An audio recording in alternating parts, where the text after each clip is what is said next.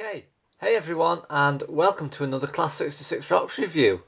Now, in this video, I'm actually taking a look at a radio-controlled model. Now, I'm going to just explain quickly what the idea behind this is. So, when we move house, obviously as you know, I'm going to be rebuilding my double O gauge layout. I'm also going to be doing the N gauge layout as well.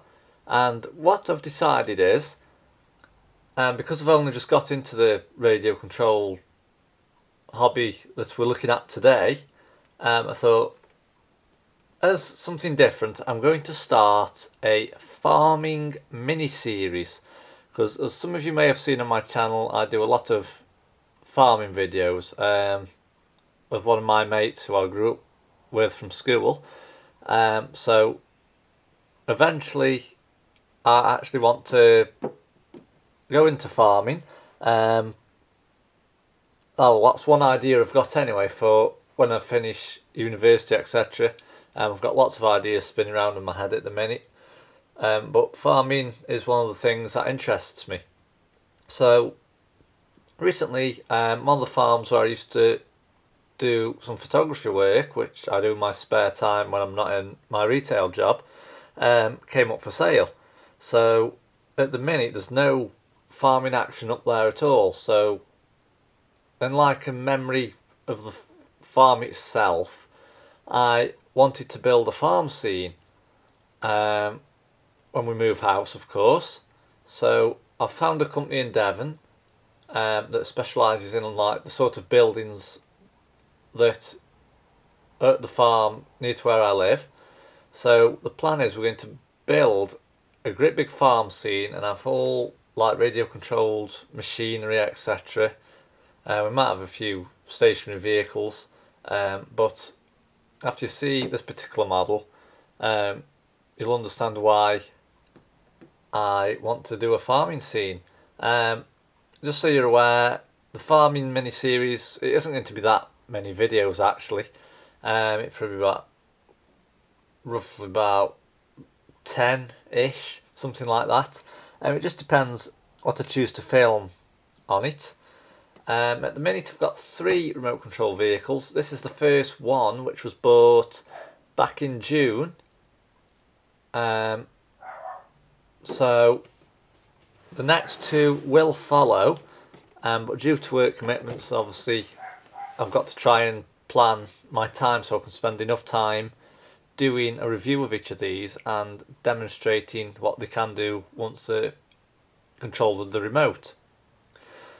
So with all that out of the way, and to stop you getting bored, let's get on with the review. So as you can see today, we have a Siku remote control John Deere. These came out in about 2000s, I think, maybe 2002, something like that. That's when I first had one of their catalogues. This was in it, and at the time, when I was a child, which I think it was, I couldn't really afford to spend the sort of money that these cost when they came out new. So years later, back in 2015, I got myself on eBay, looked them up, and I managed to get hold of a few of them. I mean, I've spent, what, over £100 each on each of the models. So it's not a cheap hobby, as you can probably tell. So let's get on with the review and see what we've got then. So as you can see, this particular John Deere is a 6920s.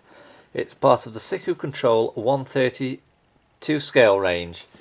So as you can see, we've got all the functions that this particular model can do. It can lift implements, it can operate them. It's got a battery pack included. It's got lights, it's got indicators, it's got hazard lights. It is actually really quite good.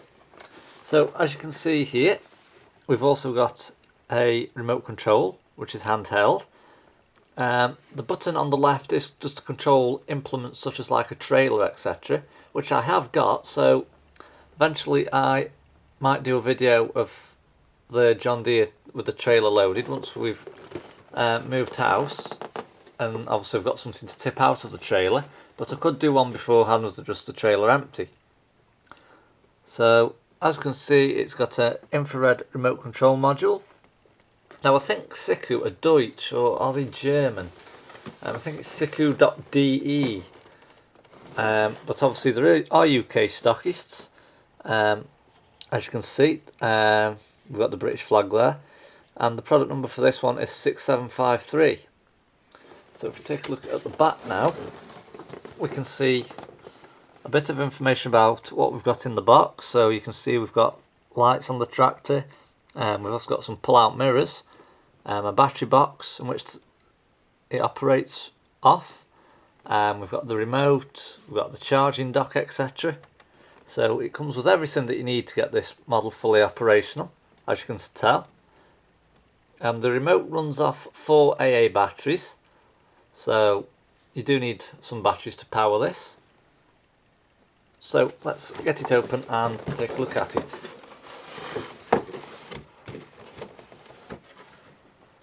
So we'll just move the box and we will take a look at the tractor first, and I'll just pull the camcorder back because I've just caught it with the side of my jacket just. Okay, so let's take a look at the John Deere. So here we have the John Deere. It's not too light, it's not too heavy, it's a bit in between. So as you can see, if I just zoom the camcorder in there, you can see it says there 6920s. I'm not too sure which year the 6920s came out, but I like any John Deere because obviously the colour scheme in it is absolutely striking. I also like Massey Ferguson's, etc., but John Deere is up there with one of my favourites, as my mate actually drives a John Deere in real life, but it's just not this particular model. So let's take a look at the front then. So as you can see, you might think, what's wrong with those wheels? Actually there's nothing wrong with them at all. It's because the power to the remote isn't actually on, so once the power comes on, these stabilise and they can turn left and they can turn right. So as you can see, on the top of the cab we've got some spotlights. These don't light up unfortunately on this particular model, but I do have another model to show you which do feature the light up cab lights at the top. Now we have got the mirrors just here, so for us to pull those out so you can see them like so. So as you can see, moving down now, we have a bonnet which lifts up. So if I just tilt the tractor round a bit, you can see that the Siku models have movable parts on them. So I'll just close that back down. So as you can see on the front there, we have the John Deere badge on the headlights which light up, and also on the front we have a black weight. If you can hear something that sounds like a mower, that is actually my mate in one of his other tractors. He's just mowing a field at the back of our house at the minute, so I've been watching him before I just started this review. So as you can see on the side, we have some very nice etched grills just there, and you can feel them with your finger if you just rub your hand over them. So we'll just zoom this back out again. So as you can see, we have the cab area here, and as you can see inside we've got the steering wheel, the seat, etc. I think that round thing there is something to do with the infrared controller. It hasn't got cab lights, so it's not for that. But as you can see, we've got some steps here. So if we just turn the John Deere around to the back now, so as we can see on the back we have the lifting mechanism, that's radio controlled, and you'll see that in action shortly when I start to run the model. So here we have the battery box, so I'm just going to take that out to show you. So this is what goes into the charging unit, what powers the John Deere. So as you can see, this is product number 6702. So this is the on-off switch. So as you can see, we've got a hole there with some connectors down it. So this then places into there and clicks into place. So then once switched are on and the controllers switched are on, it powers everything. So as you can see, we've got the brakes and the indicators, etc. These all light up, as you'll see shortly. And again, on the top of the cab roof, we've got some spot lamps, but like I say, unfortunately on this model, they don't actually light up. But we do have a windscreen wiper there as well. So turning the tractor around to the other side now, as you can see, we've got the funnel. I think it's called a funnel. If I'm wrong, please correct me. We've got the John Deere 6920s logo running across the length of the bonnet there, and again we've got some etched grills, and you'll also see that we've got some lights and indicators as well on the sides of the cab here, but these unfortunately don't light up, so maybe one day Siku will make these so that they are fully functional and radio controlled. So that's the tractor. So let's have a look what else we get in the box. So the next thing, oops, I accidentally snapped the tripod again, so apologies for that. So the next thing we get is this Siku charging dock. This is what the battery goes into, and the plug goes into there as well. So I'll just get the plug out and show you. So here we've got the plug. As you can see, it's a 3-pin adapter. It's a UK plug as well. It's not like the travel plugs that you get that you have to buy a plug for. So that just clicks into there like that, and that's what charges the battery up. So last but not least, we have the remote control. So as you can see, it's a sturdy design, quite lightweight. As I say, this left one controls like an implement feature. So we've got the channel selectors here. So when you knock it on, it searches for a channel, and then one of these lights up to correspond with which channel and frequency you're using for the tractor. We've got the left and the right. Now I think on these particular controllers, the right's the left and the left's the right, but you'll see it in action anyway in just a moment. So as you can tell, we've got the switches here, and for the lights and the indicators. Now this particular one on the right, I think, is the accelerator, up and down, and this one is the one for lifting implements. It might be the other way around, I might have got it wrong, but when I operate the tractor, I'll mention this again and you'll be able to see what each of these does. But for the accelerate and the reverse, if you want to go at a crawl speed, you have to press the button at the right amount, otherwise if you press it too far it flies off, like a boy racer driving a tractor.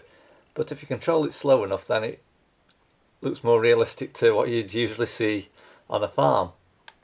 So that's the John Deere 6920s by Siku. And now we will move onto the remote control features, and I'll get it operating and show you it in action. Okay, so here I am at a different area in my room. So what we're going to do now, we're going to test the tractor and get it running. Now I might have to film this using a few different small clips, as at the minute I'm holding the camcorder with one hand and controlling the remote with another. So I want to just show you which buttons do the steering and which do the lifting for the John Deere, and then I'll place the camcorder down on some books maybe, or a small box, and I'll film it just doing a few simple manoeuvres around my room. So the first thing we're going to do is switch the tractor to on, as you can see. So now what I'm going to do, I'm just going to press the remote like so. So at the minute the tractor isn't moving. I think It might be because I haven't set the channel on it. So the channel is currently set to 1 there, as you can see. So we'll just place the tractor back down again. So if we press the remote and press 1, as you can see, it's now sprung into life. So the left control button here is for it to go forward and back, and this one here, if you just watch now, as you can see, that is the one for lifting and lowering the implements, like so. So we'll leave it to on up in this position. So what we'll do now, I'll just slowly move it forward so I can show you the headlights.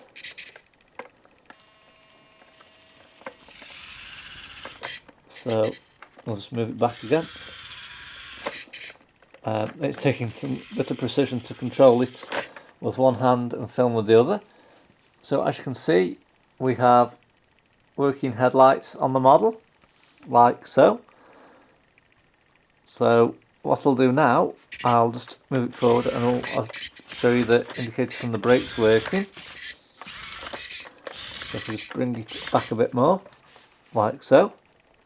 So if we press either of these two buttons here now, just press the left one, we can see there the left indicator's working. So if we knock that off, and if I press there, you can see the right one's working. If I knock that off, and if I press them both together, you can see we have working hazard lights, but the right one's just gone out. So I'll stop that left one, and we'll press them both together again. So you can see there now, both hazards are on. So if I press that again, you can see they've both gone off. So what I'll do now, I'll place the John Deere in a different position, place the camcorder down, and do a few short manoeuvres with it.